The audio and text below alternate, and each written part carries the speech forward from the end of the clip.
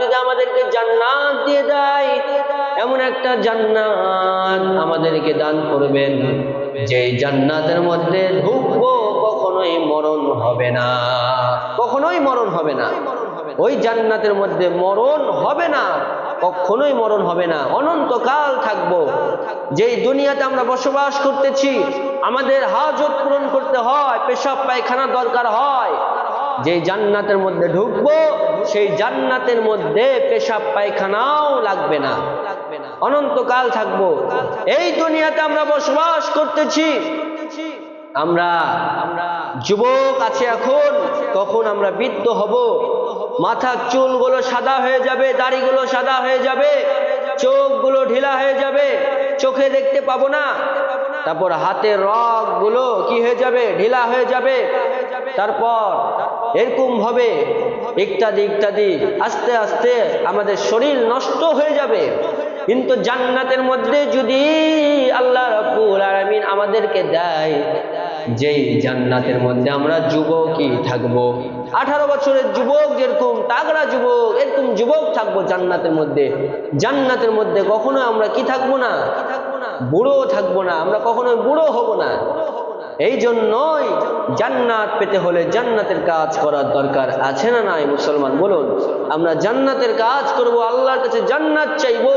আল্লাহর কাছে যদি আমরা জান্নাত চাই, সবচেয়ে বড় জান্নাত চাইবো। কোন জান্নাতটা বলুন? এই জন্য সাহাবায়ে কেরাম রাদিয়াল্লাহু তাআলা আনহু থেকে এটাই শিক্ষা।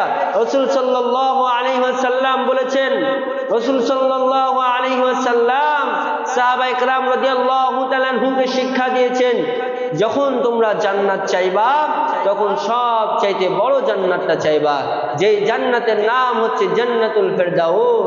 মুসলমান বুঝে থাকলে একটু আওয়াজ দিয়ে বলুন, সেই জান্নাতের নাম কি বলুন? জান্নাতুল ফেরদাউস। যেই জান্নাত এমন একটা জান্নাত ফেরদাউস।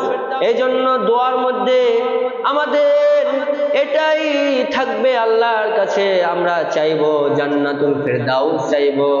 আল্লাহ রাব্বুল আলামিন আমাদের সকলকে জান্নাতুল ফেরদাউস নসিব করুন। আমরা আওয়াজ দিয়ে বলুন আমিন। তো বলতেছিলাম, জাহান্নাম এমন একটা জায়গা, যেই জাহান্নামে 3 শ্রেণীর মানুষ প্রবেশ করবে। কয় শ্রেণীর মানুষ বলুন? 3 শ্রেণীর মানুষ প্রবেশ করবে। এই 3 শ্রেণীর মানুষ হচ্ছে, 1 নম্বর যারা নেশা করে, যারা নেশা জাতীয় জিনিস খায়, তারা জাহান্নামে প্রবেশ করবে। রাসূল সাল্লাল্লাহু আলাইহি ওয়াসাল্লাম থেকে হাদিস, রাসূল সাল্লাল্লাহু আলাইহি ওয়াসাল্লাম বললেন, যারা নেশাদ্রব্য জিনিস পান করে, শরীরকে নষ্ট করে, তারা জাহান্নামে প্রবেশ করবে।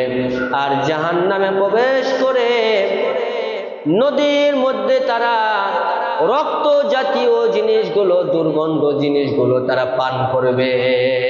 নাউযুবিল্লাহ।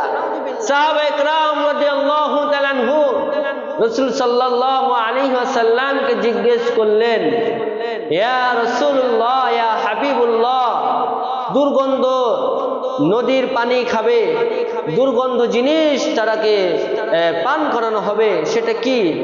তো রাসূল সাল্লাল্লাহু আলাইহি ওয়াসাল্লাম সাহাবায়ে কেরাম রাদিয়াল্লাহু তাআলা প্রশ্নের জবাবে বললেন, দুর্গন্ধ জিনিস, দুর্গন্ধ বদ রক্ত তারাকে পান করানো হবে, যারা নেশা জাতীয় দ্রব্য পান করে দুনিয়াতে। কেমন?